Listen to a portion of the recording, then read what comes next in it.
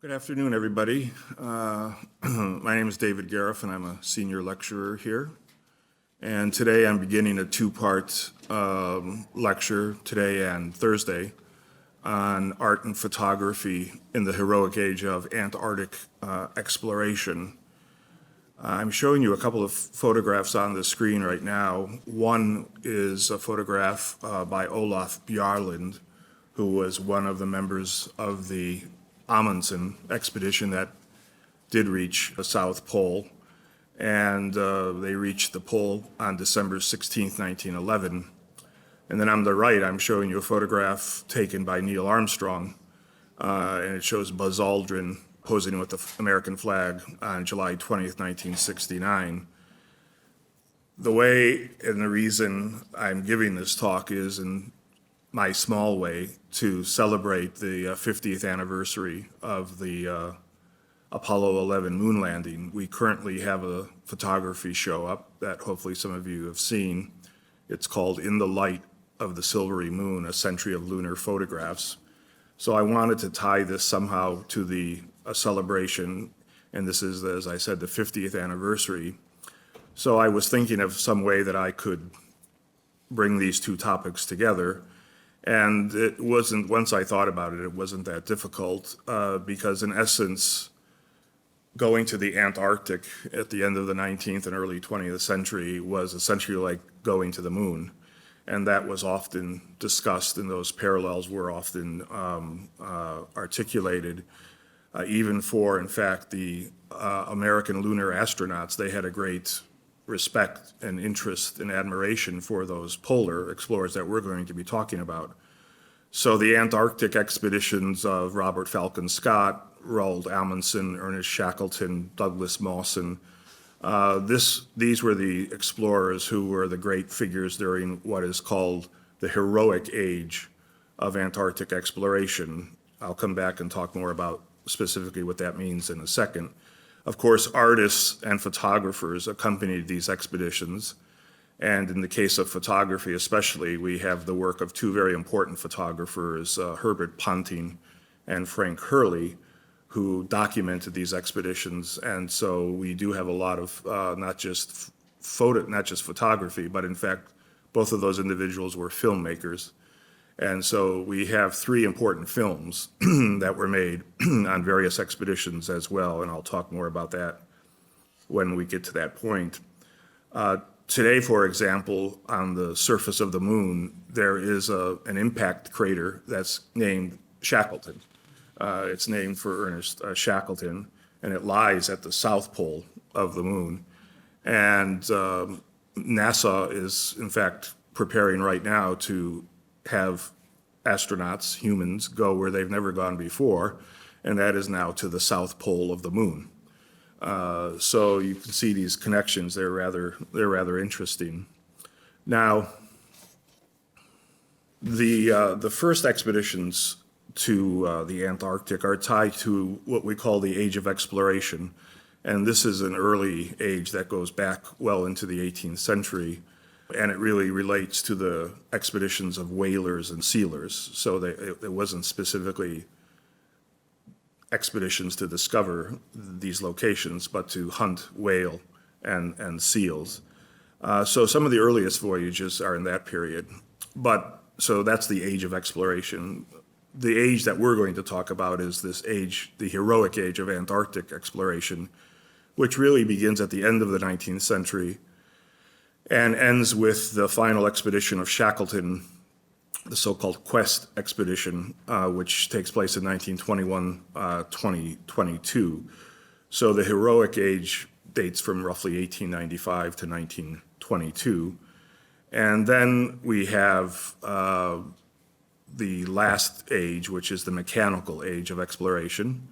And that takes place after the First World War, and it's essentially related to explorers trying to get to the various locations through mechanical means, most specifically airplanes or airships, dirigibles, for example.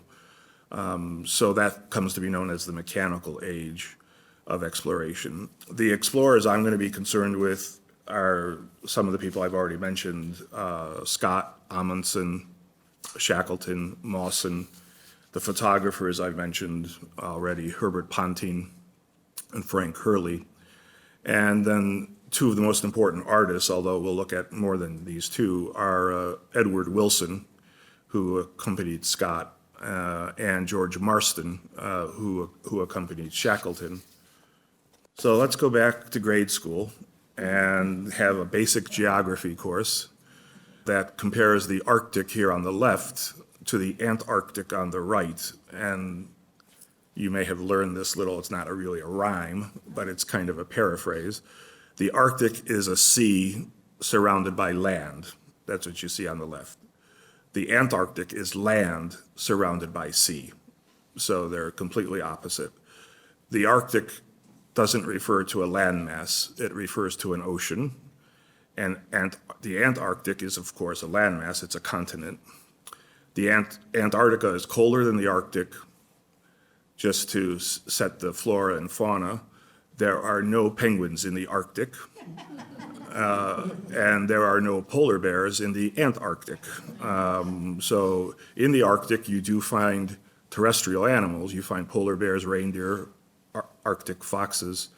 None of that is found in the Antarctic. Because of Antarctic's unique situation, which is the fact that it's surrounded by oceans, those oceans and the currents around it, Antarctica, act as a barrier to cut off Antarctica from the rest of the Earth's weather patterns. It has its own weather, essentially, because of the currents. The name, the term, Antarctica, comes from a Greek compound word, which simply means opposite to the Arctic. It is the Antarctic. So that's simple enough. Before I can really talk about Antarctica, I do want to talk about Arctic exploration, since it in many ways predates going south. So initially everybody's going north and not going south. And artists are responding to various Arctic impulses. On the left is a painting by the great German romantic painter Caspar David Friedrich. It's called Wreck in the Sea of Ice from 1798. You don't see that painting reproduced that often, but the one that everybody knows is the one on the right, which is Friedrich's The Sea of Ice, The Wreck of Hope from 1823-24. That's one of the most famous paintings of the 19th century, and it's often, in fact, discussed as an example of the Arctic Sublime. I'll have more to say about the Sublime as we go along. But in the winter of 1820-21, Friedrich witnessed these ice flows that were gathering on the Elbe River, and he was fascinated by the way they were sort of freezing and then pushing against each other and raising up. So he made a number of oil sketches of these ice flows on the river. And then a couple years later, he took those sketches and turned them into this magnificent, heroic painting. He increased the proportions of those ice flows to monumental scale. And you see these flows sort of pressuring and crashing against each other, although very slowly. But you have to look very carefully, because to the right is a part of a ship that's being crushed in this ice. This painting has been discussed in a lot of different ways as a sort of Arctic sublime. Some people think it's a kind of pessimistic statement about and rejection of life. But the sky is turning blue up at the top of the picture. And probably Friedrich intended this painting to be a sort of transcendental reference to the idea of the hope of life after death. Here's a closer view. When we look at the stern of the ship on the right and the pressure that's pushing against it, you can almost hear the cracking of the wood. I mention that now because later in the Antarctic, when Shackleton gets trapped in the ice in his ship, the Endurance, he will write about how this horrific sound of the pressure of the ice flows cracking his ship are sort of haunting him. So even here in this painting, it seems almost to be sort of forecast or predicted here. There is an inscription on the ship. It's hard to see in the slide. It's the HMS Griper, which was one of two ships that took part in an expedition by William Perry in 1819 to 20 to try to reach the North Pole. It was not successful. But even here, the Griper was a ship that was already famous for this attempt on the part of Admiral Peary to make it to the pole. I might mention now as well, I can't talk about everything in this talk, even though it's already 2 days, but the history of these various ships is fascinating, and these ships are protagonists in this story. The various ships, the Terra Nova, the Discovery, and earlier in the Arctic exploration, the Griper and others, the Terror, the Erebus, all of these ships have their own interesting history. Sometimes explorers used the same ship, they passed the ship on. Sometimes it was refitted. Arguably the most famous Arctic exploration or Antarctic exploration ship is the Fram, that was built by Frederick Nansen, the great Norwegian explorer. I'll have more to say about that later. Here's the detail of these gigantic ice floes in the Frederick painting. Now, I will just briefly try to go through some Arctic, since this painting did refer to Arctic exploration. Nobody knew about Antarctica until 1820, actually, and nobody stepped foot on the continent until 1821. So I'm going to try to not get too bogged down at sea here with the Arctic, the history of Arctic exploration. But this is a portrait on the left of Sir John Ross, and on the right is a print that shows the crew of the Victory being saved. The Victory is the name of the ship. The crew of the Victory being saved by the Isabella, which is the other ship. John Ross was a British naval officer. Most of the early polar explorers came from the British Navy or the Australian Navy. In 1818, he received a commission to attempt to go to the north to traverse the Northwest Passage. The first great challenge for Arctic explorers wasn't to go to the North Pole. It was to try to find a way through the Northwest Passage from the Atlantic to the Pacific, so people no longer had to go around Africa, the Cape of Horn of Africa. So this was all the emphasis for various political, economic, trade reasons was oriented towards the solving the mystery of the Northwest Passage. Could a ship go through from the Atlantic to the Pacific? I mean, Ross attempted that. He didn't make it. He had another journey, and he didn't make that again. He had a third journey, this time with his nephew James, and they failed again. But in each of these expeditions, parts of the passage were charted and mapped, and so they to say they were failures isn't really true because they gave us a lot of important information. The National Gallery is not a great repository of Arctic paintings, but we do have this one, which is a recent acquisition, and I was very happy that we acquired this, although at the moment it's off view. This is a painting by John Ward of Hull. It's called The Northern Whale Fishery, the Swan, and the Isabella. The Swan is the one ship and the Isabella is the other. Notice the name, the Isabella. This is the same ship we were just talking about that Ross had taken. So the Isabella was a famous ship, and that's in the painting, it's the ship on the right. The Isabella was famous as the ship that was sent to rescue John Ross in 1833 when his ship, the Victory, had become trapped in the ice, attempting to navigate the Northwest Passage. So this is an important painting. It's an Arctic painting. The city of Hull was an important British port for whaling up until the middle of the 19th century. You see these longboats in this painting that are tugging, pulling, hauling a whale in, and a whale is in one part sort of going under. The ships are rendered in meticulous detail in terms of the rigging and how they were put together. It's filled as well with all kinds of activities of the sailors pursuing whales. And then it has a number of wildlife elements in it. There are 3 seals, there's a pair of polar bears, some walruses, some seagulls are skimming the water. So it sort of is a full picture of some of the life of the Arctic as well. Now, the Rosses, both John Ross and his uncle are important, but particularly important is Admiral William Peary. So here's a portrait of Sir William Peary on the left from 1820. Most of the artists who have painted these portraits are probably not known to you. I will tell you their names, but they're very well known in British marine painting. Samuel Drummond is the artist on the left, and Stephen Pearce is the artist on the right. That shows Perry later in life. The painting on the left is from 1820 and on the right from 1850. Perry led several British expeditions, again, to try to traverse the Northwest Passage. He was not successful, but his 1819 expedition was the first expedition to cross the 110th meridian in the high northern latitudes. So what you very often got with these missions, with these expeditions, was if I can't make it somewhere, I'm going to go as far south or as far north as anybody's ever been. And so we constantly talk about going the furthest north or the furthest south. He made several other attempts to get through the passage. He was unsuccessful.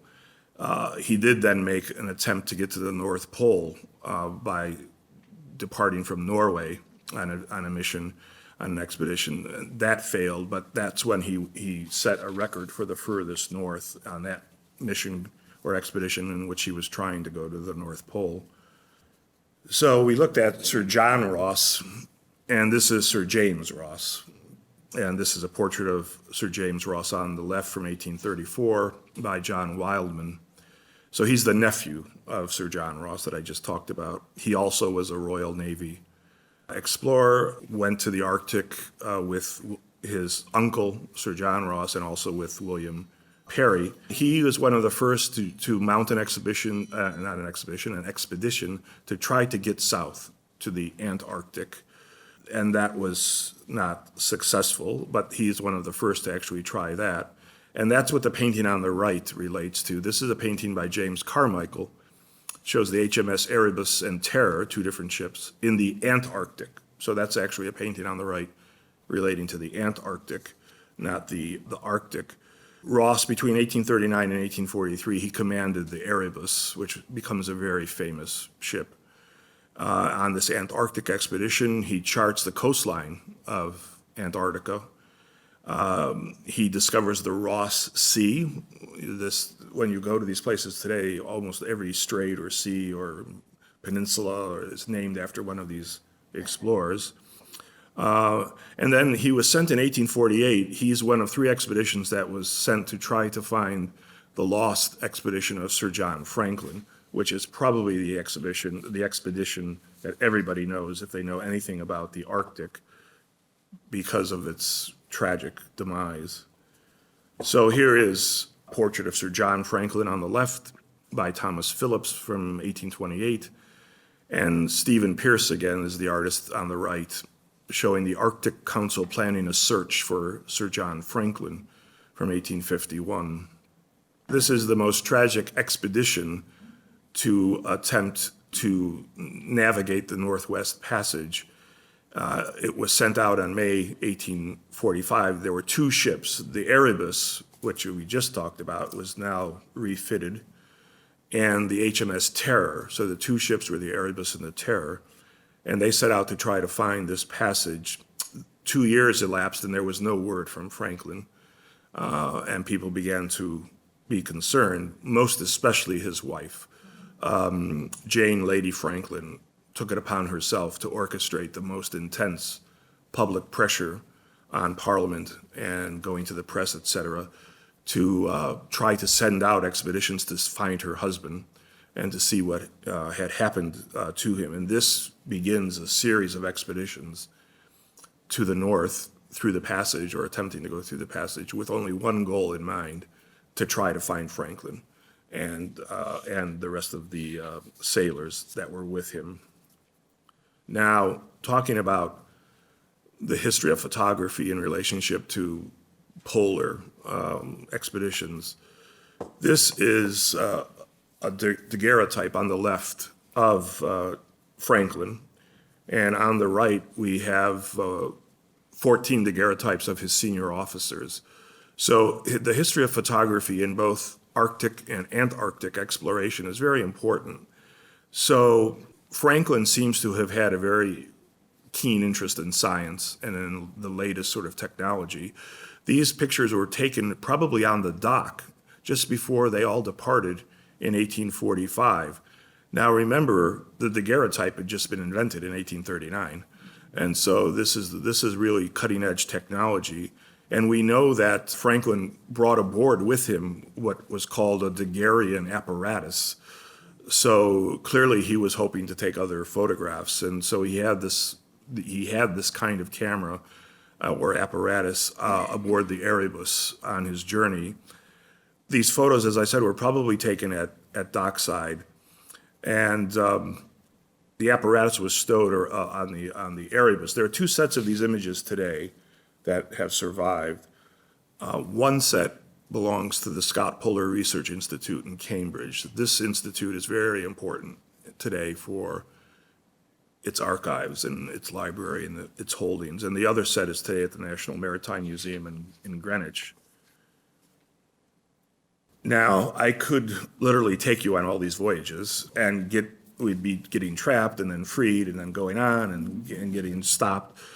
But I haven't done that with all the voyages I've just mentioned, many of which had these horrific adventures where they were trapped in the ice and et cetera, had to abandon the ship, had to then get the men onto the various ice floes and try to find their way to safety. But it is important to mention the Franklin experience, especially in reference to the man who will finally traverse by sea, totally by sea, the Northwest Passage, which is the Norwegian explorer Roald Amundsen.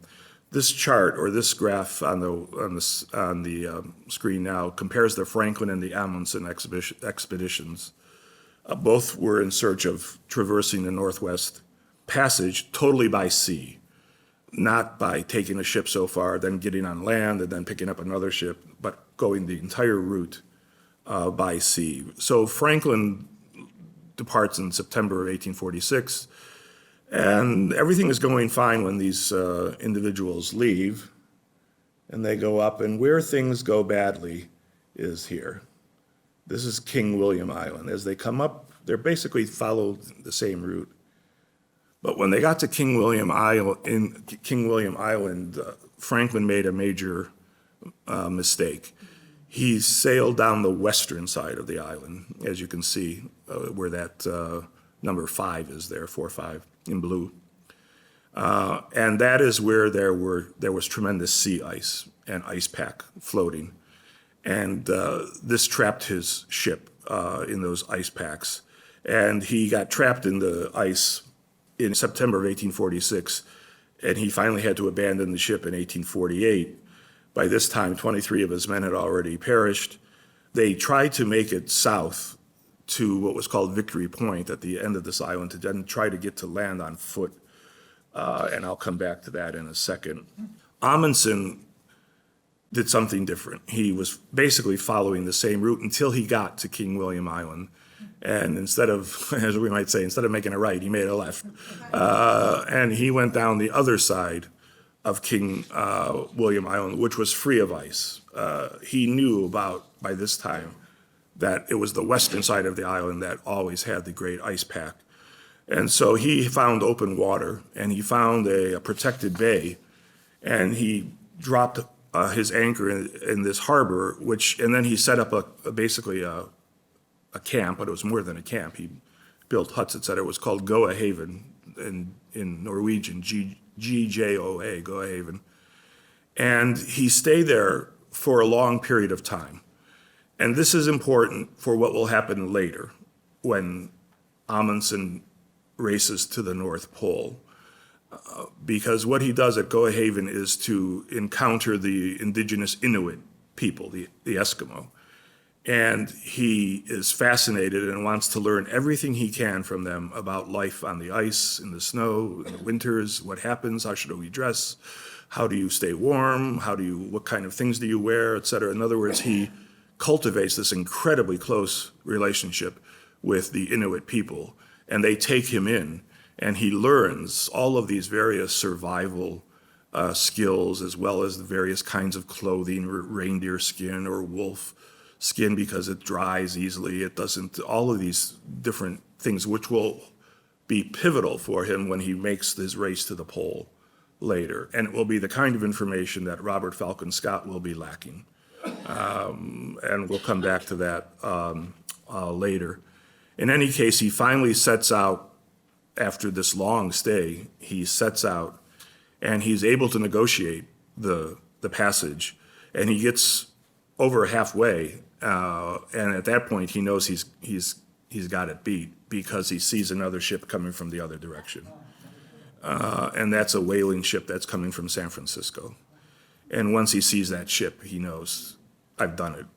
And he writes in his diary, "The Northwest Passage was done. My boyhood dream. At that moment, it was accomplished.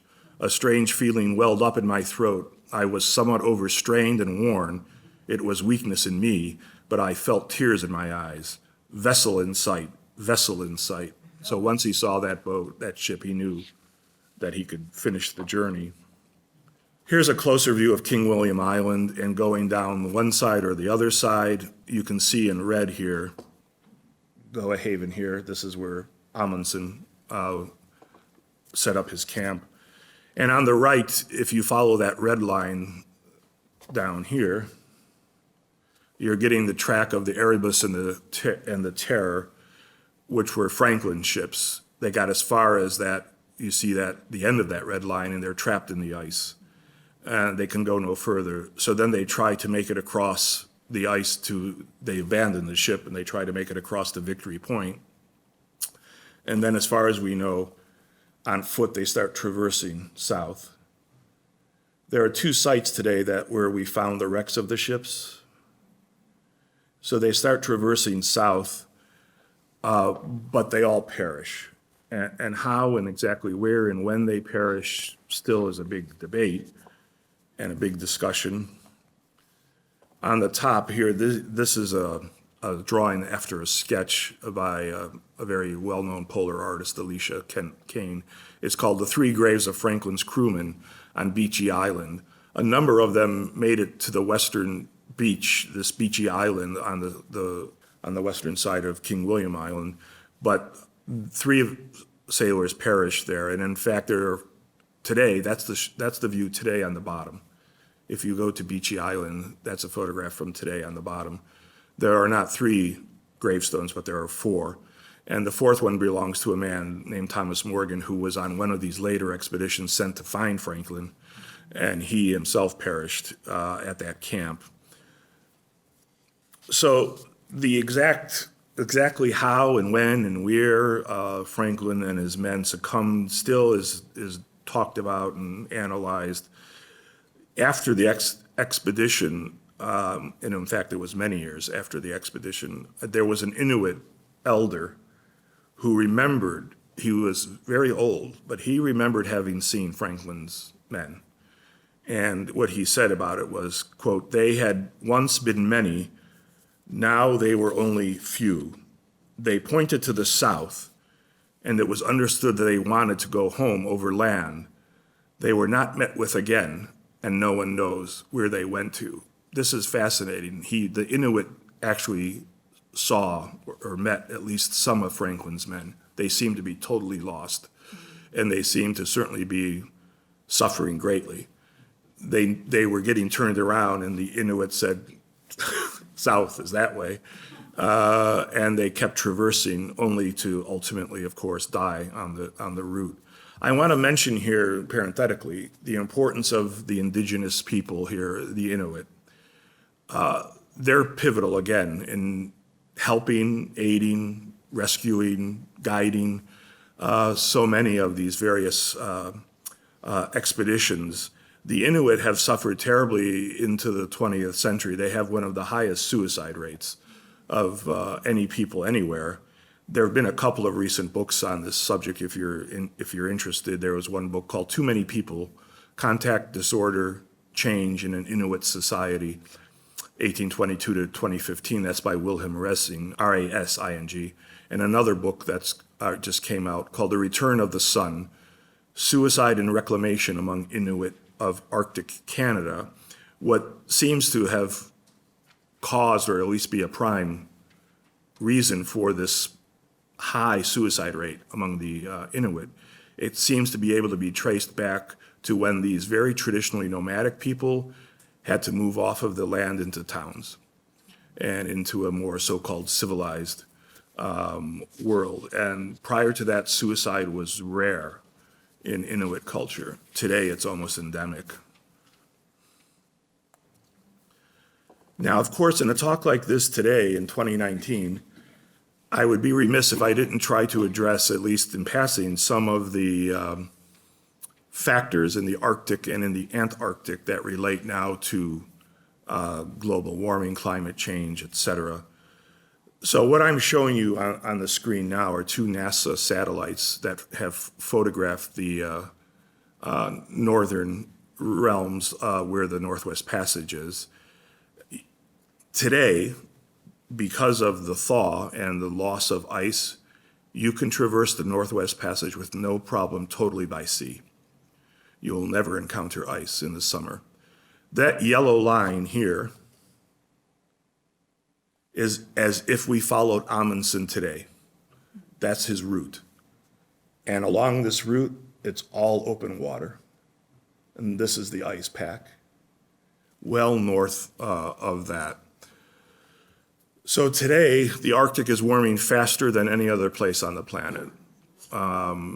Its landscape is greener than it's ever been before, but there are fewer caribou, reindeer. There are more mosquitoes now. The summers are warmer. The most visible and the most disturbing change has come at the sea, where now the summer ice has been disappearing at really an astonishing rate. By the way, this photograph is just this square enlarged. So that's what you're looking at. Here's King William Island again. So NASA scientists estimate that on an average, the Arctic loses nearly 21,000 square miles of ice every year.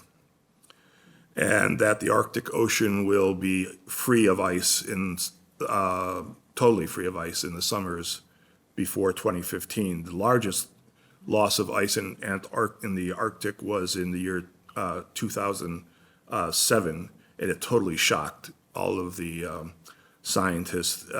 Even those who had had the most aggressive model for predicting this were actually shocked.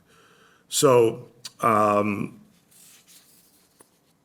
the effects now of certainly global warming are very strongly affecting both the Arctic and the Antarctic.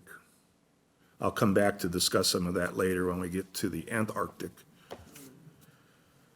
Now, I mentioned with the Frederick painting this idea of the Arctic Sublime and how the Arctic had begun to capture the imagination of painters, illustrators, especially in the Romantic era, but this continued well into the Victorian era in England.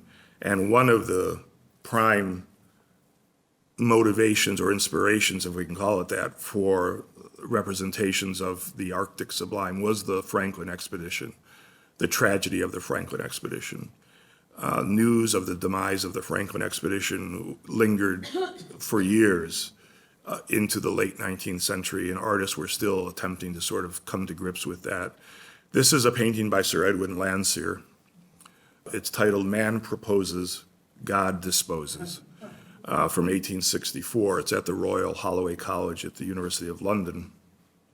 This is considered, again, one of the great images of the Arctic Sublime by a guy who basically never left England. He certainly never traveled to the north, and most of his best-known paintings were of dogs and horses. But late in his career, he took on this subject, and clearly it was still the lingering effects of the tragedy of the Franklin expedition. People thought, in fact, that when people who knew Landseer, when he painted this painting, they thought he was having a nervous breakdown, that it was some kind of a personal painting, that he was sort of losing his grip on things. But what you began to see are these paintings that translated Arctic tragedy into this kind of Darwinian survival, and the maritime tragedies meant to be seen in a way that elevated us, if not even frightened us, in images such as this. especially when they included things as we have here, right in the center of the painting. That's that crossing diagonal, that diagonal from lower left to upper right, the mast of a ship. As soon as you saw something like that, of course, there was the reference to the fact that this had been a ship that had been wrecked and the sailors had been lost at sea and probably were now food for the polar bears, because you see those bones over here, rib cage, and other things. So this painting is a very important example of this idea of the Arctic sublime. Here's some details. The flag, that's the pinkish flag in the painting, is the flag that you see on the upper right, which is it's an ensign, what's called the Ensign Flag. British maritime law and custom, and ensign is the identifying flag that's flown to designate a British ship. So the red ensign is used on civilian ships. When this painting was exhibited, there was a tremendous response, both positive and negative. The London Times spoke of, quote, bones, no need to ask whose. In other words, this is Franklin. This is the tragedy of the Franklin expedition. In the Illustrated London News, there was a slightly more impressionistic review where it said, quote, under the lurid sky of Arctic twilight, among the vast fantastic blocks of ice, green or of livid pallor, save where faintly flushed with the long, level, rosy ray of the far-off dawn, we see over a hollow a solitary spar, and on the brink of this strange and awful grave, for those are human ribs protruding, blanched and bare from summer heat or birds of prey. This painting shocked a lot of Victorians. They thought it was just too much. The Victorian sensibility could be offended by lots of things. So people were, swooning in front of the painting. As I said, some people thought Lancer was going through a kind of a nervous breakdown. Ironically, this is housed at the Royal College, the Royal Holloway College at the University of London. And it's at that college, this painting has a very interesting history. The scientist who, in 1996, she's from Canada, from the University of Trent, who was able to demonstrate, after there were some bones found on one of these expeditions to locate where Franklin might have gone, she was the forensic pathologist who proved that there had been cannibalism on this expedition, the Franklin expedition, because she could look by the bones and see how they had been variously gnawed, etc. Her name was Anne Keenleyside, from Trent University, but she had a fellowship at the Royal Holloway College, and she would pass this painting all the time, never realizing that ultimately it was going to conflate with her own research. So here is the painting, and there are other great legends and stories about this painting.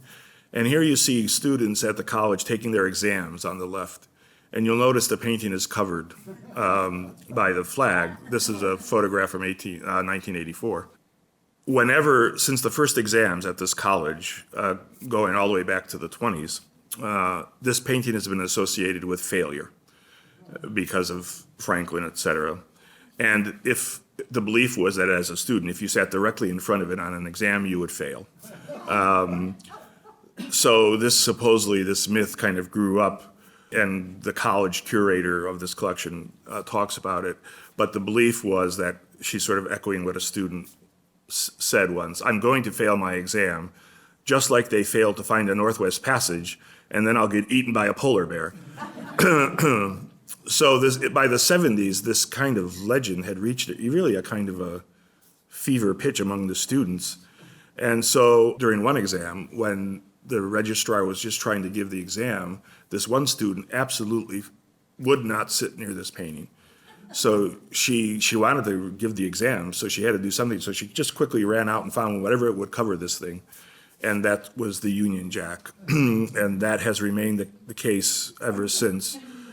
If you talk to different students, again, one student, a recent graduate, recounts that quote, a student during an exam had stared directly into one of the polar bear's eyes. Translate, the student had then gone mad and killed herself, although not before etching the words, quote, the polar bears made me do it on her exam paper.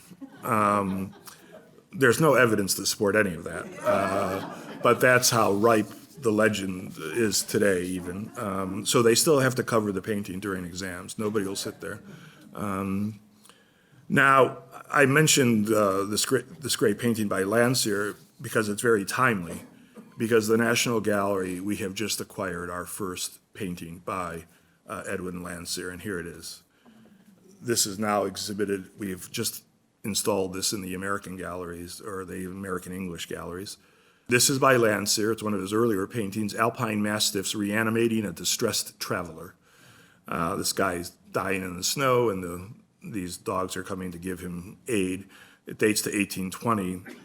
Landseer was a renowned 19th century British painter, certainly, specifically of animals, and not so much polar bears, but horses and dogs and stags were his kind of thing. So we're very fortunate. This is a big painting. This is a great Landseer. It's an important Landseer. It's an early. So it was good that we waited. This has always been in a private collection, can be traced right back to when Landseer gave it to the one private collector, and then we can trace it over time. So the collector acquired it directly from Landseer, and it's remained privately owned all the way up until its acquisition by the National Gallery. Now, Landseer is a hoot. I mean, I like Landseer. The polar bear picture is really great. The best Landseers are over the top, and the more over the top they are, the better they are. Where he gets into trouble is when he begins, and this is a distinctly British thing, and in fact, this will affect Robert Falcon Scott when he's going to the South Pole and he has to deal with the idea of killing his dogs in order to eat them, etc., on the way. And this British love of the dog and of the horse, all of this, because Landseer when he's beyond over the top, wherever that is, he then becomes kind of overly sentimental, which is where you see paintings of dogs that take on human qualities. A dog that would be called Impudence, and it looks kind of feisty, etc.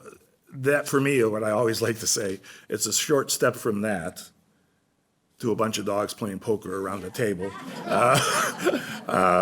which then is like, okay, I'm out of here.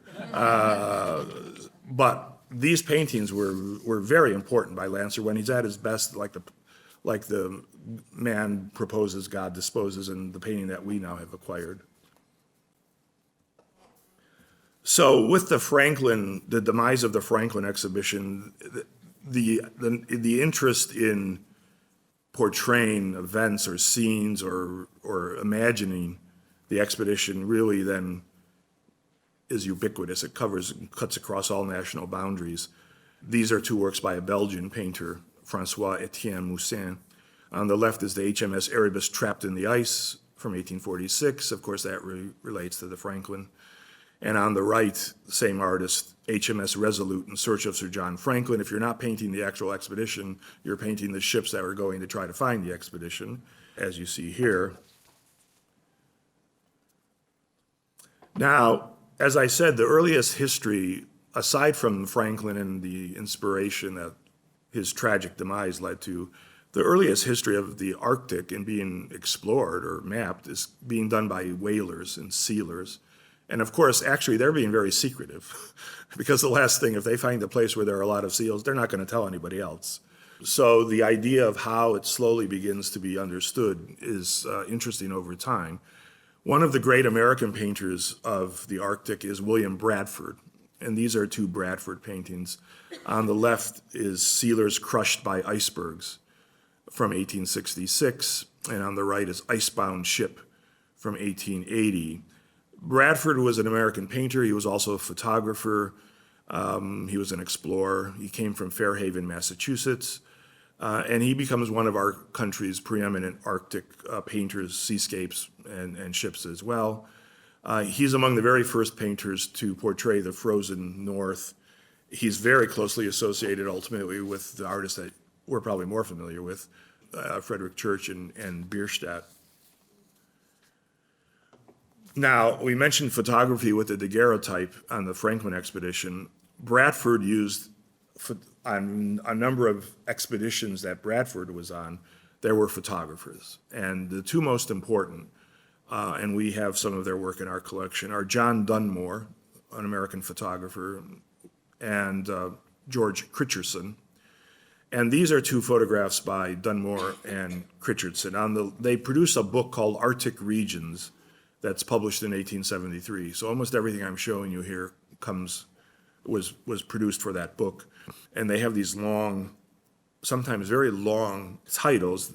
So on the left is Arctic Regions, but then it goes on to be described as, quote, iceberg with an arch in it, which, when connected with the glacier, will give the reader to understand how the water flows from the glacier through these arches, causing the rapid current. That's the title. And another photograph on the right. They accompanied Bradford very often on expeditions to the Arctic.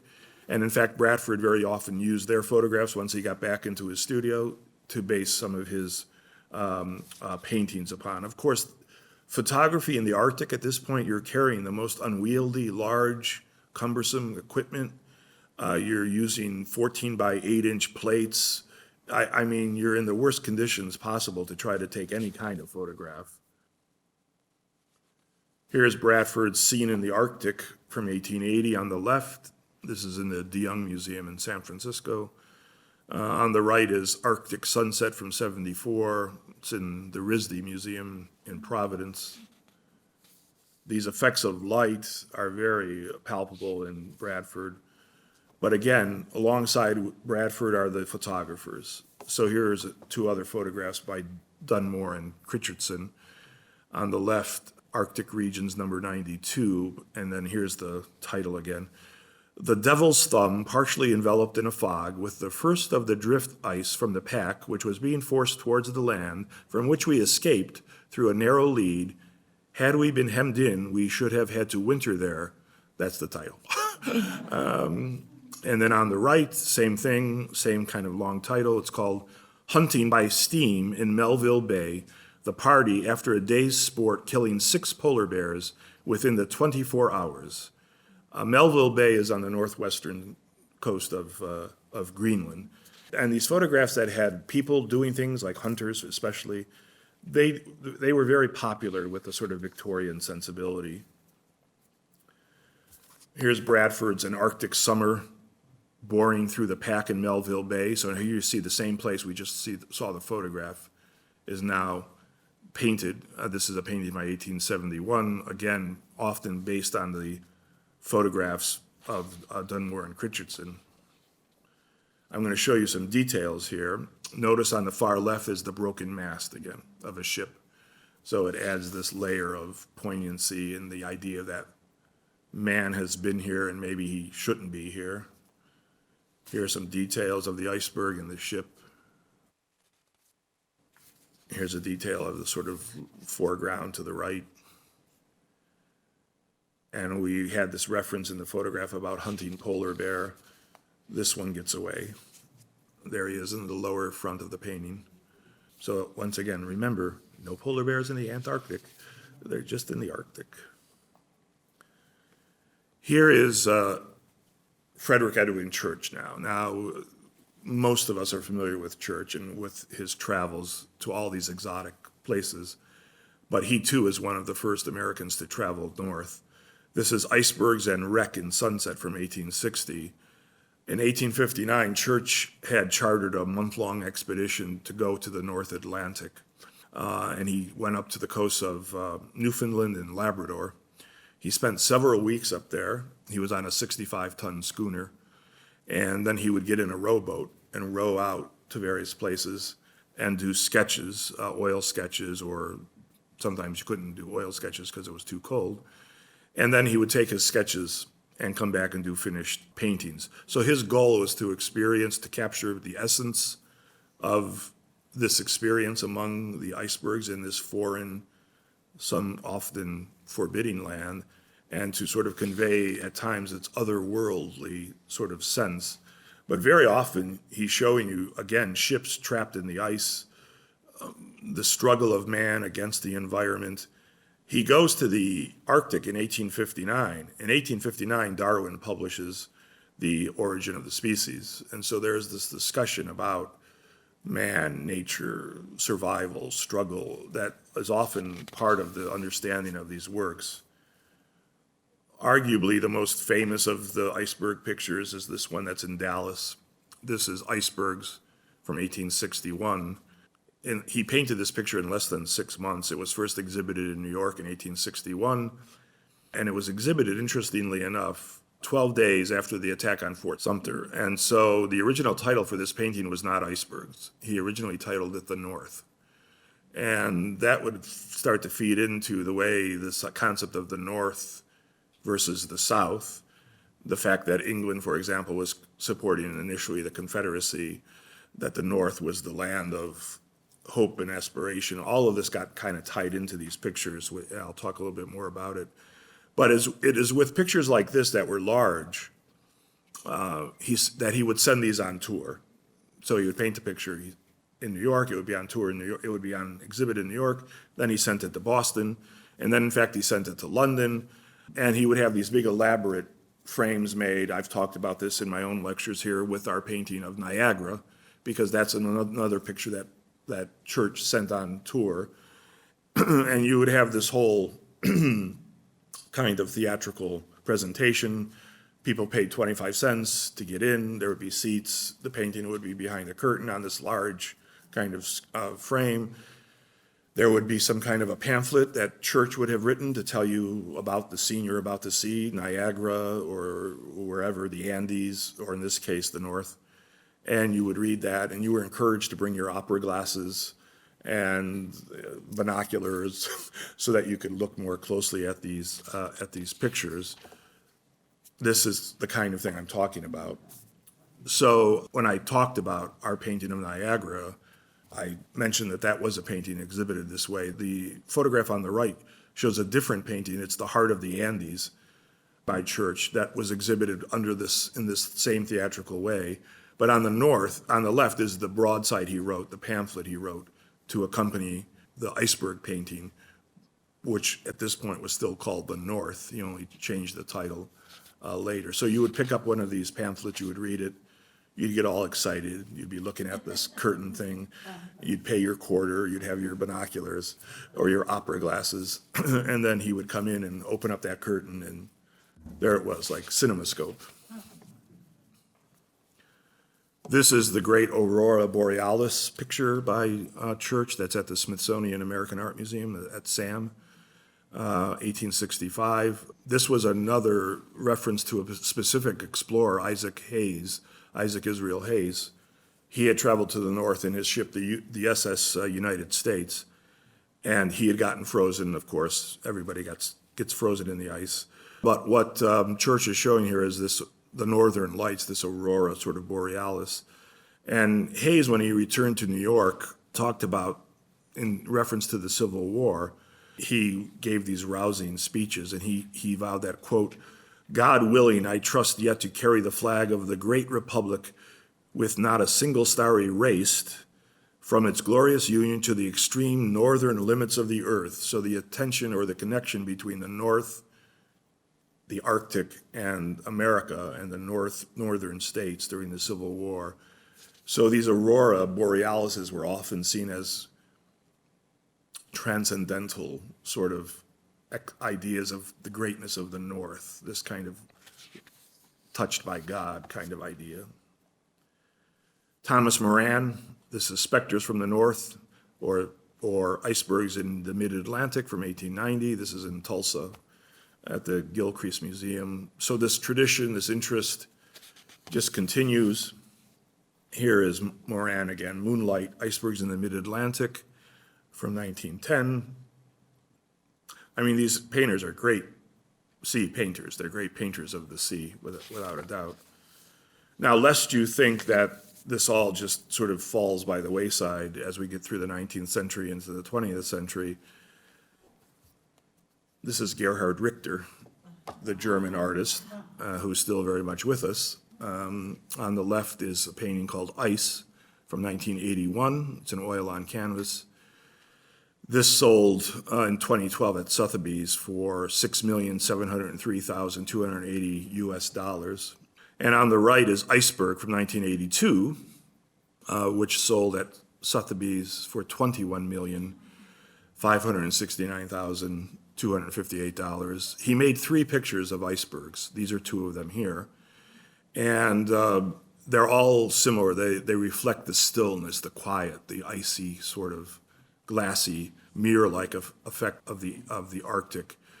There was another painting. It was a reworking of the painting on the right called Iceberg.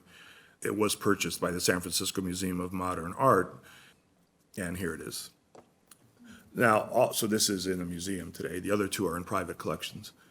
Richter talks about this. In essence, it's a tribute going all the way back to Friedrich, to Caspar David Friedrich, the great German painter of the 19th century. Now, there's another expedition, again, going off to look for Franklin, but I just want to mention this for a different reason. This is led by 2 men. Each captain had a different ship. Sir George Strong Nares on the left. This is a painting by Stephen Pierce from 1877. That's a photograph of Albert Hastings Markham. They went off in 2 different ships to try to find Franklin, but then also to explore. Their ships were the Discovery and the Alert, and so each man manned a different ship. They did set a record for the furthest north at 83 degrees, 20 minutes, 26 seconds, and that was a record that wouldn't be broken until Nansen, the Norwegian, would sail further north in 1895. What's interesting about this expedition from the artistic point of view, and this is true of all of these explorers, the journals. The diaries and the journals are pivotal. And often the journals are illustrated, and every one of these guys kept a journal. And if you are artistic, you also did drawings, etc. So this is the journal on the left of Albert Hastings Markham, and that picture that's on the right page, the title is "Ye Commanders and Nellie's Cabin on the HMS Alert." Nellie was his dog, the black retriever that you see sleeping there. And then the other images on the upper right is Westward Ho, latitude 82 degrees 40 minutes north. And then on the lower right, a native of Greenland harpooning ye lively seal. These are watercolors. Markham's journal is a very important journal, and it's representative of the kinds of journals that all of these explorers kept. His journal was published in an abridged form after he got back to England, but in 2015, the complete document was found. It wasn't just the complete original document with all the illustrations and photographs, which had never been seen. Came up for auction in London, and it sold for $131,895. So we do have the complete Markham journal now. Another person on that expedition was Edward Lawton Moss. He was, in fact, the ship's surgeon. And what you very often find on these missions is that everybody had more than one. You might be the surgeon, but you could draw. Or you might be the guy who was the paymaster, but you could take a photograph. So everybody did many different things. And the book that Moss produced, he was the ship's surgeon on the HMS Alert, is this one here that came to be published as The Shores of the Polar Sea, which was a narrative of that expedition. This had a number of important images in it. Here's the map on the left of the track of the expedition up to the north of Baffin Bay here on the left. And then here's the Alert on the right, trapped in the ice. Here's the HMS Alert in the ice again on the left. And here is hunting musk ox. So these were all parts of the illustrations in the originally in the book as illustrations, but then they were photomechanically reproduced for further dissemination. But it wasn't just, there weren't just drawn or painted images, there were photographs. And this is interesting because they were by a man named George White, who was actually the assistant engineer of the Alert, and Thomas Mitchell, who was the paymaster of the Discovery. These were not professional photographers. They were amateurs. And yet they had brought with them some photographic equipment. They had been given a crash course before they departed on how to take a picture, and they went off and did their thing. So here, we're not sure who took the photograph on the left, if it's White or Mitchell, but it's the Alert and the Discovery under Cape Prescott from 1875. The photograph on the right is Thomas Mitchell. It shows George White with Nellie, remember the dog? Nellie, Commander Markham's black retriever at winter headquarters in Ellesmere Island. That's the Canadian Arctic from May 1876. Captain Nares acknowledged the importance of these two guys, and he said, when he had to write his official report, he said, quote, "Mr. Mitchell and Mr. George White, engineer, have made a most valuable collection of photographs of subjects connected with Arctic life and scenes." They went on a sledging party, so you would be docked, but then you would go on various expeditions on the mainland. Here are some of the photographs. On the left, this is White or Mitchell, we're not sure. Lady Franklin Sound sledging party outside the Discovery. Here's the Alert on the right, trapped in the ice again. Now, these are glass slides. This is, on the left, the expedition shows the explorers approaching the waters of Greenland. And on the right, dog sleds on the ice here. In 2016, there was a lady who was, she was sort of having a yard sale. She was closing out her house, and she was selling things. And this was in Cornwall. And there was this little box that somebody purchased, and not even looking into it, they just purchased it. And when they opened up this box, there were 42 rare 3-inch square glass slides of this expedition.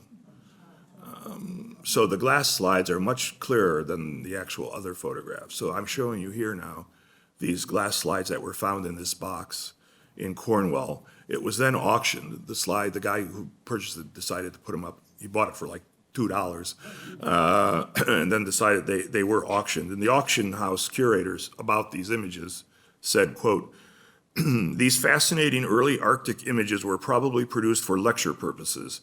They show us all manner of expedition details such as clothing, equipment, the parties involved, as well as some remarkable images of the indigenous Greenlanders. They carry an estimate," now here she gets technical, "they carry an estimate of 500 to 1,000 pounds, so they are certainly not the most widely valuable of items, but for teaching us about a forgotten moment in our history, they are rather priceless." So I'm going to show you some of these slides here. Here's the crew using pickaxes to try to free their ship when it's become trapped in the ice on the left, and then constructing an ice house to live in once they abandon their ship, and you see that on the right. What's fascinating about these images is how they predict and presage what's going to happen to Scott and Shackleton and others when they get trapped in the ice in the Antarctic and have to try to free their ships. It's an amazing kind of almost prescient kind of look ahead. Here's the crew hunting a large walrus for food and fuel on the left. This slide is cracked on the right. The crew, again, showing the ship in the ice.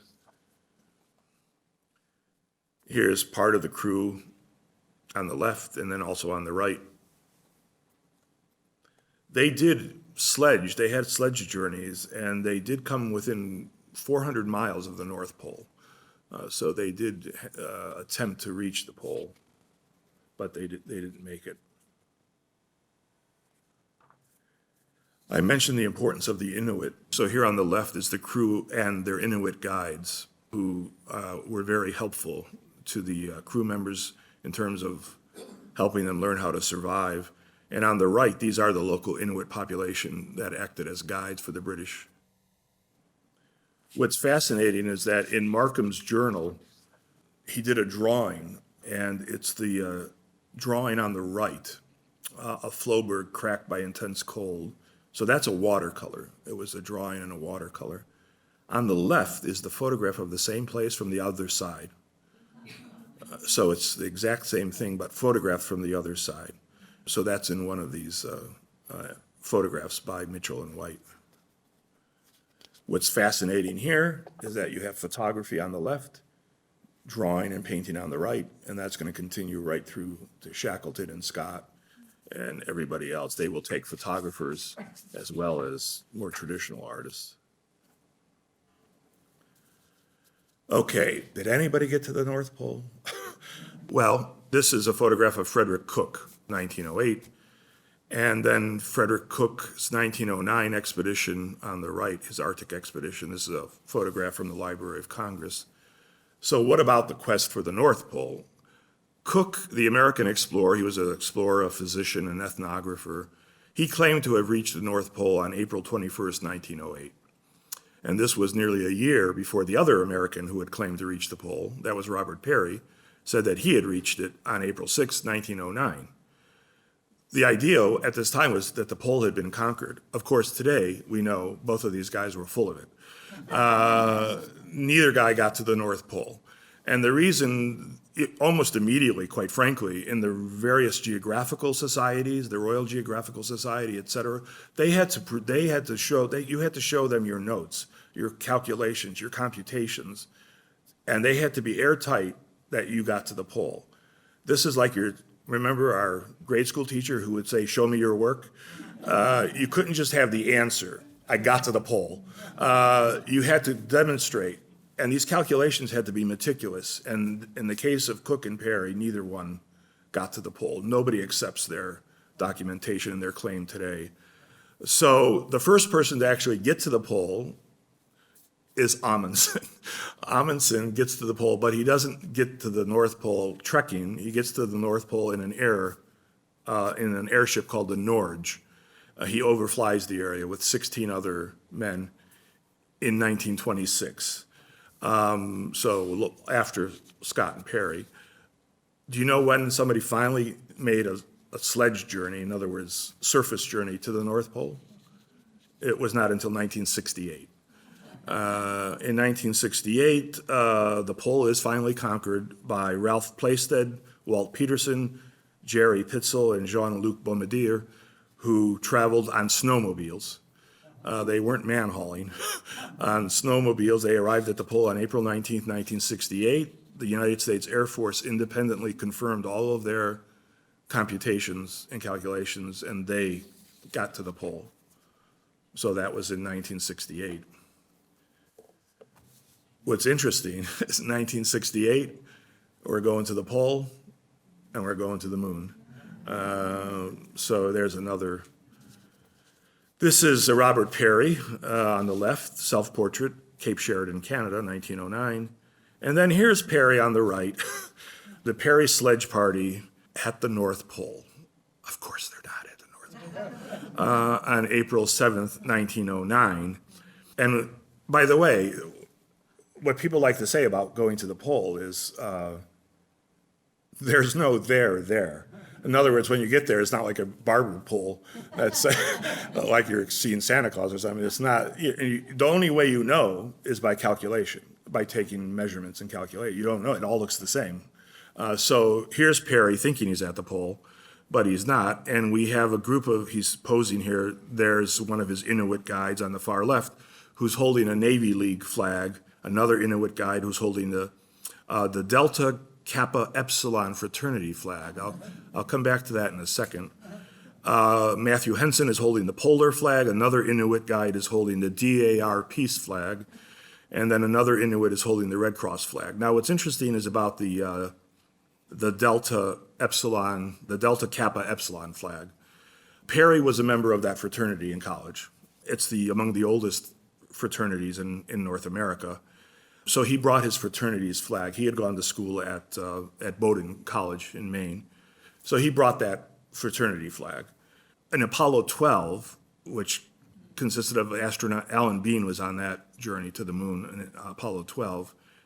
He brought the flag for the same fraternity because he was in the fraternity also. He had gone to the University of Texas at Austin. So both of these explorers brought their fraternity flags to their various places. Now I love this guy. I mean, doesn't this guy look like an explorer? Oh, boy. We're not going to talk at length about him, but this is Fridtjof Nansen. He's the great Norwegian explorer. There's a photograph on the left from 1890 and another one from 1889. Nansen is fascinating. I mean, I'm sorry, I can't really go into a lot of his exploits. He led a number of courageous expeditions to the Arctic.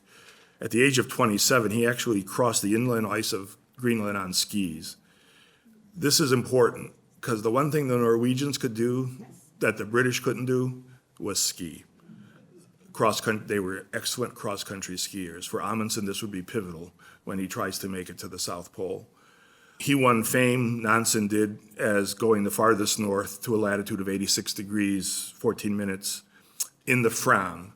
Now, the Fram, spelled F-R-A-M, is probably the most famous ship used in polar expedition. It's a rock star. There's an entire museum devoted to the Fram in Oslo. They have the ship. It's in a museum. I mean, this is like the greatest ship ever.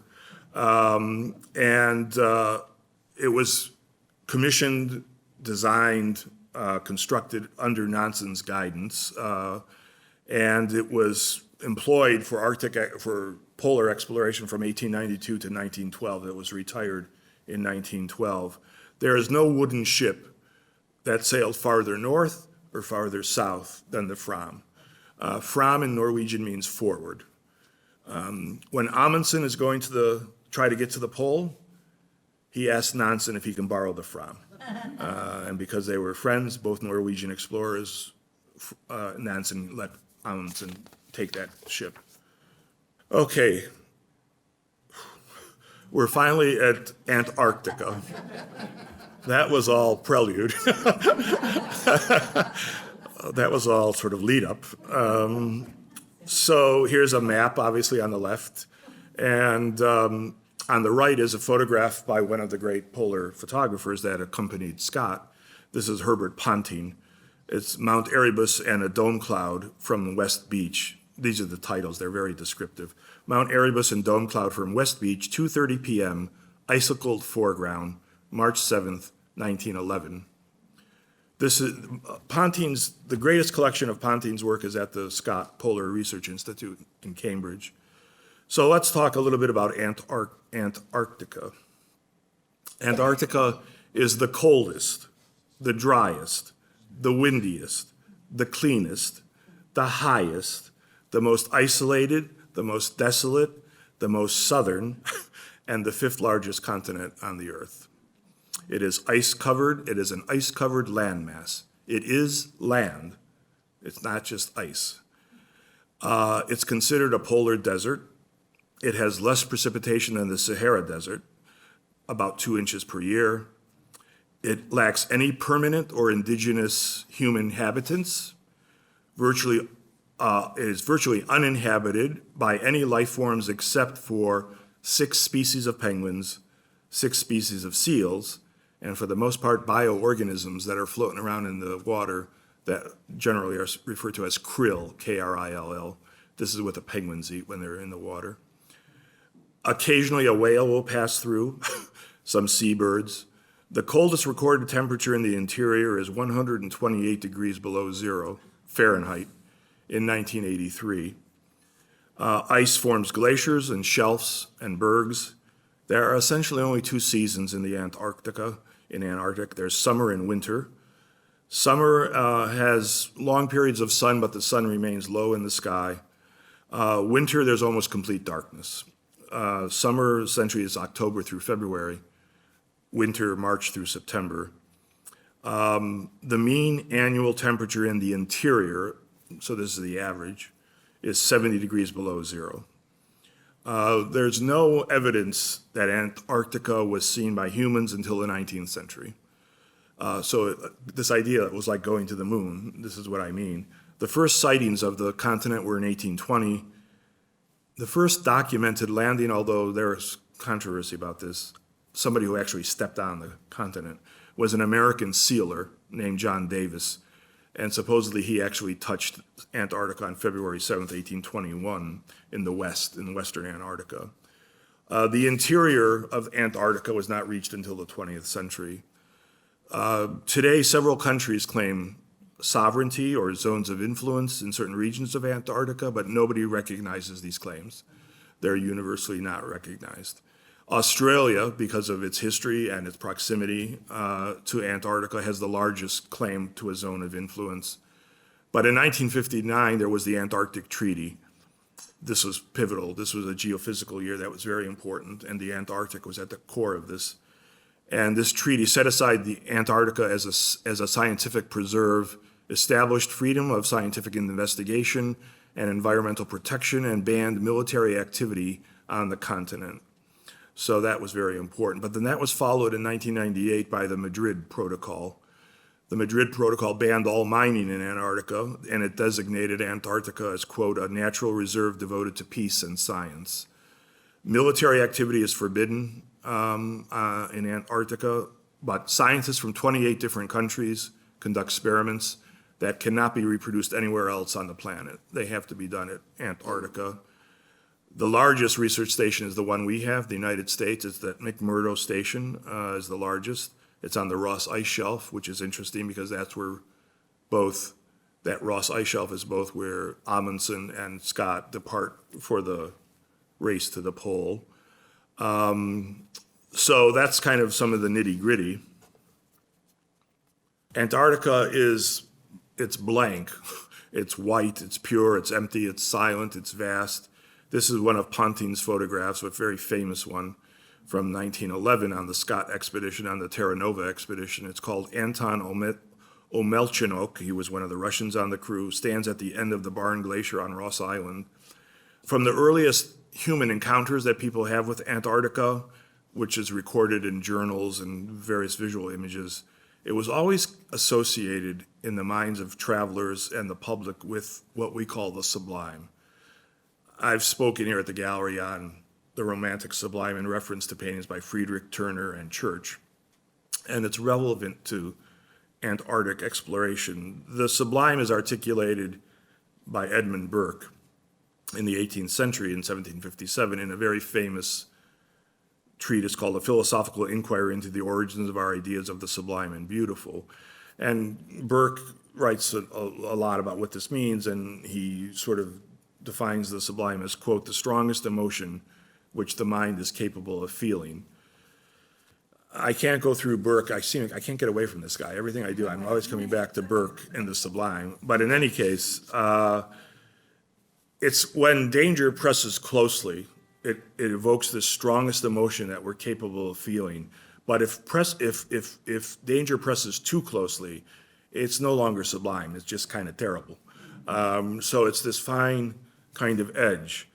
Now, this Antarctic sublime, we talked about the Arctic sublime, is clearly referenced and explored and articulated by Scott and Shackleton, Mawson, and it really is a violation of the Burkean sublime because it's not this distant, there is this distant, oh wow, that's beautiful, that kind of thing, like you see here in this photograph with the requisite distance. But notice the scale here in this photograph. It's beyond just being dwarfed.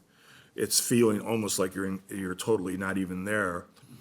What happens in the Antarctic, in these explorations by these very famous explorers, is that there is an effective nature of the sublime that leads, in essence, to trauma. It goes beyond the sublime to trauma. And so what we refer to this as is the traumatic sublime. It's where now you're in a situation, this is not sublime. I'm suffering trauma from the darkness, the cold, the frostbite, the deprivation, the exhaustion, the pain, the danger, all of these issues. And this is what Scott and Shackleton and all of these explorers in the Antarctic will refer to. One of the most famous discussions of this really is in one of the most famous travel books from this gentleman on the right. This is absolutely Cherry Garrard, is his hyphenated last name. And he is on the Scott Terra Nova expedition, the tragic expedition of Scott. And when he comes back, he survives. He writes the book on the left. That's a first edition, 2-volume with the original jackets. The Worst Journey in the World, Antarctica, 1910 to 1913, which is published in 1922. And that's Ponting's portrait on the right of Cherry Garrard, who was the assistant biologist and zoologist on the expedition. He writes this book about a 5-week sledging journey that he takes with 2 other members of the crew, Bertie Bowers and Edward Wilson, to Cape Crozier. And the idea, it's a scientific expedition. They want to secure an emperor penguin egg and bring it back. They're going for an egg. And they are traveling in the continuous darkness of the Antarctic winter. Cherry Garrard is nearsighted, and on this expedition, he can't wear his glasses because they are useless in that cold and freezing. So he talks about having to negotiate, in addition to the darkness, they have to negotiate everything by textures and sounds as they're trying to sort of move through. They're traveling in extreme cold, almost complete total darkness. And slowly on this expedition, this boundary between the men and the landscape breaks down. They're no longer able to just look out there and say, oh, wow, this is so beautiful, look at that. It now turns into trauma. So they're suffering from frostbite. Their sweat and breath freezes over their mouth. They can't speak. It often closes their eyes. Every step you take, you might fall into a crevasse going over what is a snow bridge, but you think it's land, but it's just covering a huge crevasse. There's this feeling now of being annihilated by the landscape. It's not a sublime feeling. It's a traumatic feeling. So Cherry Garrard writes in this book, he writes, quote, "The horrors of that return journey are blurred to my memory, and I know they were blurred to my body and time. This journey had beggared our language. No words could express its horror." Then he goes on to say, "Over all the gray limitless barrier seemed to cast the spell of cold immensity, vague, ponderous, a breeding place of wind and drift and darkness. God, what a place." Now that last phrase, God, what a place, is very close to what Scott will write in his journal as he's dying with his 2 comrades. And I'll come back to this later, but he uses the same phrase about this is a horrible, God, this is a horrible place, when he knows that they're not going to be able to get back to base camp. This book, by the way, is considered by many to be the best travel book ever written. To call it a travel book is really not doing it justice. But the number of writings on Antarctica today, contemporary writings, and even into the 19th century, the titles almost always stress this traumatic sublime. There are titles like Terra Incognita, Alone on the Ice, End of the Earth, Slicing the Silence, Alone, The White Darkness. Those are the way people think of it. Now here is Robert Falcon Scott, a photogravure on the left from 1905, and then a portrait from 1905, an oil on canvas. Scott leads 2 expeditions to the Antarctic. The first is the Discovery Expedition, that's the ship, 1901 to 1904, and then it's followed by the ill-fated Terra Nova Expedition of 1910 to 1913. The Discovery Expedition was the first official British exploration of the Antarctic region since James Ross, going all the way back to Ross's voyage 60 years earlier. It launched the Antarctic careers of many who would become leading figures in this heroic age. That included Scott himself, Shackleton, who was on this journey, Edward Wilson, and Frank Wild, among the others. During this period, the Antarctic continent became now a focus of international effort and a desire to understand it scientifically, geographically, but also in terms of trying to get to various, basically to the pole. There were 17 Antarctic expeditions launched by 10 different countries at this time. The Discovery Expedition did not make it to the pole, but it established a furthest south record of 82 degrees, 16 minutes. But more importantly, this expedition, which went terribly awry, even though they hit this furthest south, was a learning experience for both Scott and Shackleton, who was on this expedition.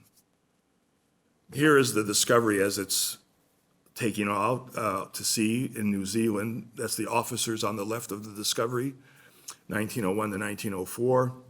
And then there's the Discovery on the right on the Ross Ice Shelf. In the photograph on the left, at the far left is Edward Wilson. He's very important. He's one of the artists for the expedition. Next to him, the next guy from the left is Ernest Shackleton. He's on the expedition. And you go another few people past, and then you get to Robert Falcon Scott. On this expedition, Shackleton, Scott, and Wilson have a sledging expedition once they arrive. And where they arrive is at what's today called Hut Point, and that's the hut they build on the right that you can still visit today. So this is the Discovery hut on the right that was put into place, assembled in 1902 at Hut Point, which is on Ross Island near McMurdo Sound. That's what it looks like today. These huts were prefabricated. In this case, it was prefabricated in Australia. It cost about 360 pounds at that time. It was transported in pieces on the ship to then be assembled on the spot. This was not the best designed hut. It was a square structure. It had a useless veranda, like you're going to sit out and have a cup of tea when it's 100 degrees below zero. And all of the veranda did was to act as a snow trap. You can see it right there. It's trapping the snow. That wasn't good. The insulation for this hut was provided by a relatively thin layer of felt between two boards, and that did not do the job. In fact, the hut was so unbearably cold and windy that much of the crew refused to use it, and they slept on the ship in their sleeping bags. So here on the left is Shackleton on the left, Scott in the middle, and Edward Wilson on the right. This expedition sets off on August 6, 1901. That's the whole expedition. They reach Antarctica in January of 1902. Then in November of 1902, these three guys here set off on a sledging journey. And this would be the southernmost trek anybody had achieved at this point in time. They had dogs with them, sled dogs, but none of these guys knew how to handle dogs. So the dogs were running around, their leashes were getting all sort of gnarled together. They had brought food, obviously, for the dogs, but the food ended up being tainted, and they were feeding tainted food to the dogs. A number of the dogs died. They got to a point on December 31st, having reached the latitude of 82 degrees, 16 minutes, that they decided to turn back. And they had traveled 300 miles farther south than anyone before them. And when they turned back, they were about 480 miles from the South Pole. One of the problems here was Shackleton's health. On this particular journey, Shackleton was suffering tremendously. He was coughing blood, he was suffering fainting spells, he was unable to help pull the sledge. Scott and Wilson were also suffering, they were struggling, but Shackleton was so bad that at a certain point they had to put him in the sledge and pull him. And as cruel as this sounds, Scott never forgave Shackleton for getting sick. He really sort of held this against Shackleton as these guys struggled to get home. It was a close call, but 93 days after setting off, and they had covered 960 miles, they got back to the Discovery and to the hut.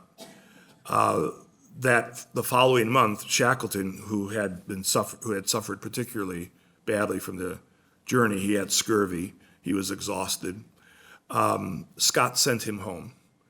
He ordered him home on the next ship. And this starts a relationship of a certain amount of friction that'll play off later between both Shackleton and Scott.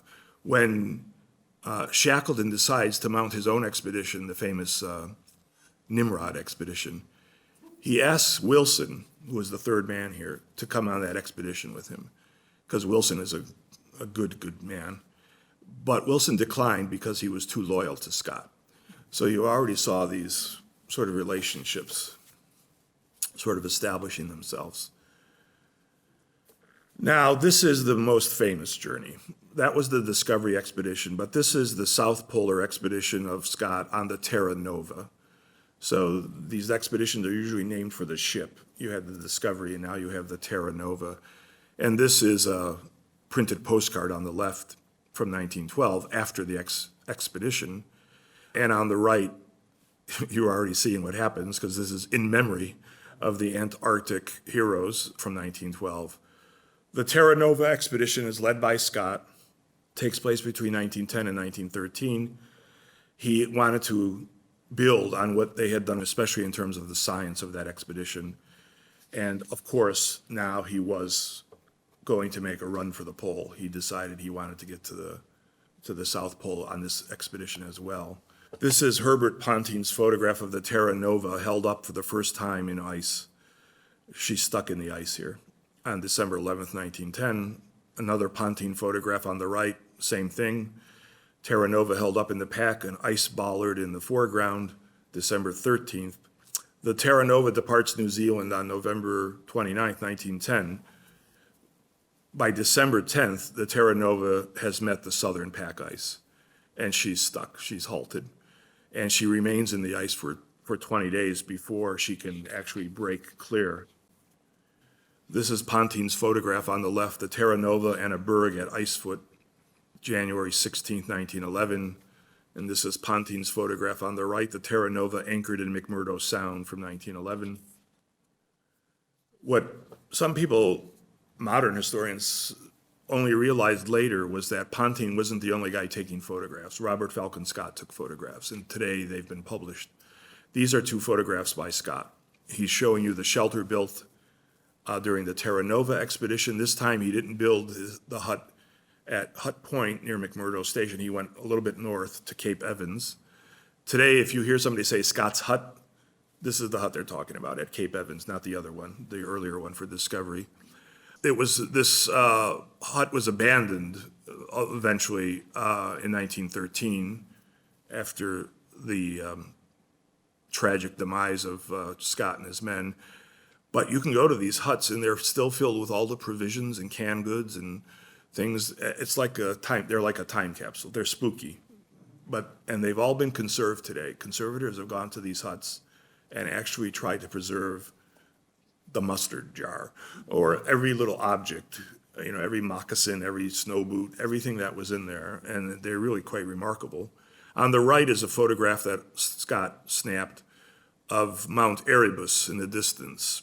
This is the world's southernmost active volcano. He took this picture in the winter of 1911. So Terra Nova arrives at Ross Island on January 4th, 1911. He establishes his winter headquarters at Cape Evans. The ship is offloaded. Here's a Ponting photograph of some of the officers of the Terra Nova from 1910. Ponting becomes such a superb photographer, not just of the landscape, but of the various individual members. I'm not going to go through and read all the names of these individuals, but these were essentially the senior officers on the mission, on the expedition. Here is Ponting's photograph of Lawrence Oates, Captain Oates, and his Siberian ponies aboard the Terra Nova, December 10th, 1910. On this expedition, remember the trouble he had had with the dogs on the previous expedition. But nonetheless, on this expedition, Scott brings 34 dogs, 19 ponies, and 3 mechanical sledges. They're like tractors, thinking he's going to use all 3 of these things. The man who was in charge of the ponies was Oates, who was an Army man, not a Navy man. This is interesting because this causes, when Scott makes a decision who's going to go to the pole with him, you normally it would be 4, but he takes 5, and some people think this was a tragic mistake. He adds 1 guy that wasn't expected. But many people think he chose Oates, who wasn't in fact in the best shape at this point because he had suffered a wound in the Boer War, and it had affected his thigh, and he, in fact, one leg was an inch lower than higher than the other leg. But Scott had this etiquette thing, and he thought, I should have a guy from the Army. So that's probably why he chose Oates. They didn't really get along that well, and a lot of the discussion was about the horses. Scott knew that Shackleton had used ponies on the Nimrod expedition in 1907, and on that expedition, Shackleton went further than Scott. He got to 112 miles of the pole. So Scott thought, I'm going to take ponies as well, but we'll only use them up to the base of the glacier. There are 3 things. You have to go off the ice shelf, then the glacier, and then you're on the polar plateau. It's a 3-part journey. But of course, the ponies were useless. They were too heavy, and their feet were too small, so they kept sinking into the snow. They were horrible at trying to sort of organize for work because they're horses and they sweat. That would freeze, and they had to constantly be wrapped up in blankets and things of this nature. They tried to create a kind of snowshoe for the horses to keep them above the ice, but that didn't work. So especially bad was the fact that they became easily soaked with perspiration during any kind of exertion, and that necessitated all of this kind of wrapping them in blankets to avoid hypothermia through evaporation. The dogs are different, and this is what Amundsen understood. Dogs sweat through their paws, and where they really are sort of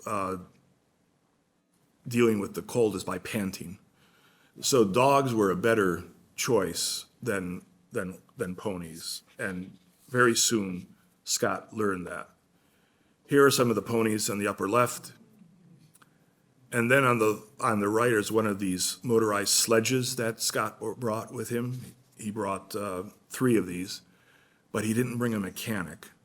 And they broke down almost immediately, and they were basically useless.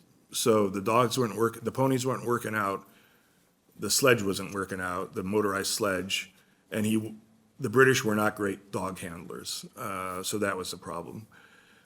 What Scott was going to rely on is what you see in this lower left photograph, what is called man hauling. Men would pull the sledges. And for Scott, this gets us back to this British thing. He thought this was the most noble thing, not to go by not to have dogs or ponies or sledges or motorized tractors, but to pull the sleds ourselves. He called this the noble art of man hauling. Now, this is brutal. Man hauling is brutal for a variety of reasons. In any case, he brings the dogs, the ponies, the motorized sledges, but he relies almost exclusively on man hauling. The ponies could not ascend the glacier, as he predicted. Amundsen was different. Amundsen brought 97 Greenland dogs. That's all he brought. And Amundsen was convinced the dogs could get up the glacier. He just knew they could, and they did. They could negotiate the glacier. And if you had the right head dog, the right lead dog, to take the other dogs through, he got up through that glacier in almost no time. So that was I'm going to come back to these differences a little bit later. Amundsen also knew, I'm going to have to butcher these dogs on the way to feed to the other dogs and to the men as well. And this was another British thing. Scott couldn't fathom the idea of killing ponies and dogs. Amundsen knew that their survival depended on the fact that they would have to butcher these dogs on the way up. That's why he brought 97 of them. He came back with 11. The rest were killed. And most famously, at one point in his expedition, he knows that he had this calculated to the nth dog. He knows, we're at this location now, getting to the glacier, I am going to have to butcher 24 dogs at one time. And he did. That place came to be known as the butcher shop. The Norwegians didn't want to kill the dogs, obviously. By that time, everybody had grown fond of them. But you don't want to die with the dog either. So the Norwegians, in fact, did that. When the Scott expedition arrives, they divide up into teams, into different parties, and each party has a different scientific mission. So this is the South Party here, photographed here. That was the Scott Party. And this was the party that would make the run for the pole. No, it's hardly a run, the trek for the pole. There was a Northern Party, and they had different obligations, and there was a Western Party. So he divided up his crew. He had brought 65 men. He divided them up into these 3 different teams, each with a different mission. But the South Pole Party was this party, and they were the ones that were going to make the run eventually for the pole. Now here's where Scott is also different. Scott, his interest in this expedition, I would say first, was not getting to the pole. It was science. He brought a whole boatload of scientists. He was interested in doing science, having and returning with all of this remarkable data. Certainly he wanted to get to the pole, and certainly he wanted to get there before Amundsen. But the motivation for Scott was the science. And to this day, if you talk to any polar historians, scientists, the information and the data and the experiments and all the things that the Scott Party brought back are the basis for Antarctic science today. So you have to give him that. Amundsen, his philosophy was, I'm getting to the pole and getting home. We're going to make a race to the pole. It was more like a guerrilla operation. Instead of 65 men, he takes 9. 5 go to the pole. 4 he leaves back, 5 go to the pole. He gets there, turns around, and comes back. Gets on the ship, it's waiting for him, I'm home. I'll talk more about that as we get along. This is the Southern Party again with Scott in the center, April 13th, 1911. This is a photo. These are all photographs by Ponting. One of the things you did before the journey is during the good weather, you had to go lay your depots. So you would go on this journey and you would depot food every so far that you would be depending on coming back to hit these depots, that would be your survival. So you would lay supplies as you go along the way. And another potential mistake here of Scott was the most important depot, which would be the last one these guys would have to hit coming back, was called the 1-ton depot. He laid a little bit too close to the hut it should have been a little bit further up, some might saying. And as a result, when this party perished, they were 11 miles from that depot. That would have probably saved their lives. Here's what it looked like in the hut. These are Ponting photographs. On the left, it was called the tenements. The men called this the tenements. And that was their bunks in the winter quarters. Everybody here is identifiable. And on the right, they're mending their sleeping bags. You had to know how to sew. You had to be a jack of all trades if you were on these expeditions. Here is Ponting's photograph, Captain Scott's birthday dinner, June 6th, 1911. This is a rare moment of relaxation, celebration, and Scott writes in his journal, quote, June 6th, my birthday, a fact I might easily have forgotten, but my kind people did not. We sat down to a sumptuous spread with our sledge banners hung about us. Everyone was very festive and amiably appreciative. Again, we can identify everybody here in this photograph. Here is Scott keeping his journal. This is one of the most famous photographs of Robert Falcon Scott. It's by Ponting, Captain Scott writing his journal in the winter quarters hut from October 7th, 1911. We can see pictures of his wife and son are on the wall behind him. 3 weeks after this photograph was taken, on November 1st, the expedition, he set out on that ill-fated expedition for the South Pole. This man is pivotal to the mission before and during, and in some ways even after. This is George Clark Simpson. He was the meteorologist, and he was a member of the Terra Nova expedition. He was nicknamed Sunny Jim because actually he had a resemblance to a British character on a cereal box. The planning for the South Pole required on good weather, and Simpson's calculations about what the weather would be that they would encounter were pivotal. Scott had tremendous admiration for Simpson. They were very close. And Simpson was able to calculate what the wind would be, what the temperature would be when they were on various parts of the plateau, et cetera. And Scott took these calculations very seriously. So this is Dr. Simpson at work in the magnetic hut at the winter quarters, January 5th, both of these photographs. Ultimately, the weather on that return expedition, on the return in that expedition, was worse than anybody had ever predicted. And so part of the reason the Scott Party perished was because they encountered weather that would probably only occur in the Antarctic once every 25 years. and they hit it, and nobody could have predicted that. In fact, when Scott is writing when they're dying, and he's still writing in his journal, he knows that Simpson is going to probably think, gee, I screwed up. I should have been able to tell that the weather was going to be really bad. But in fact, Scott writes a very interesting thing. He says, nobody could have predicted this weather.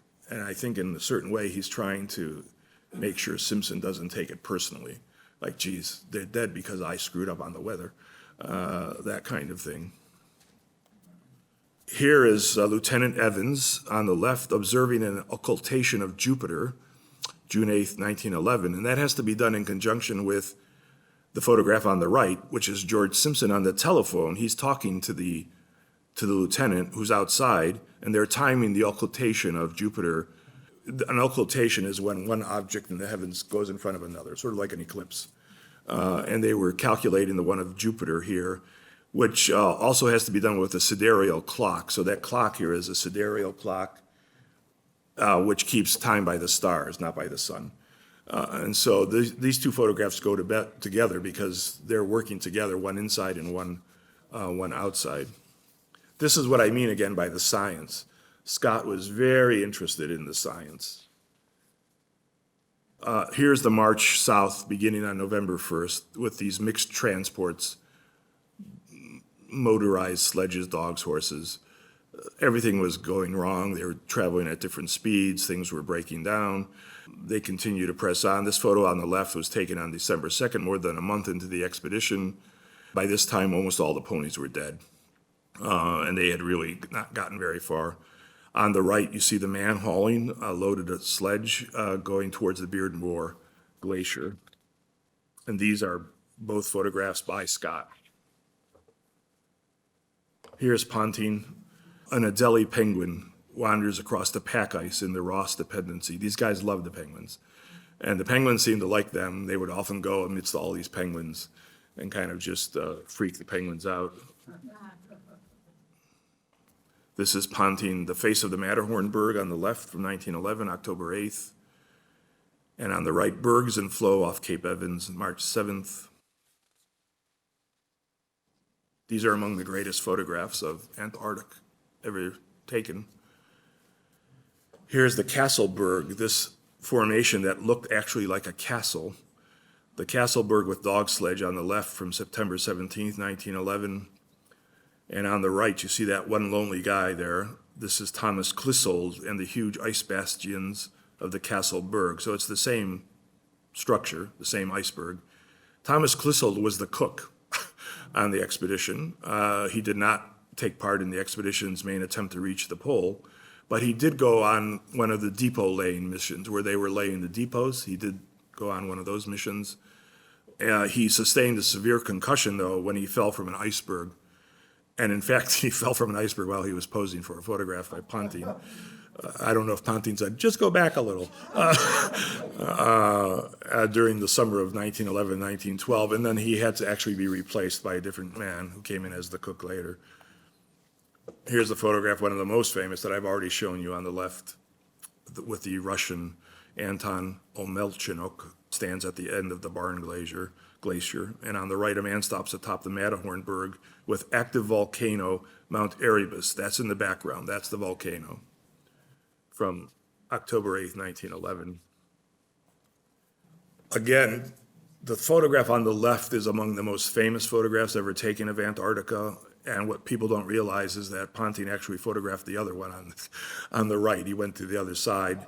But this is a grotto in a berg, Terra Nova in the distance. You can see the Terra Nova off in the distance, the ship, the men, this grotto.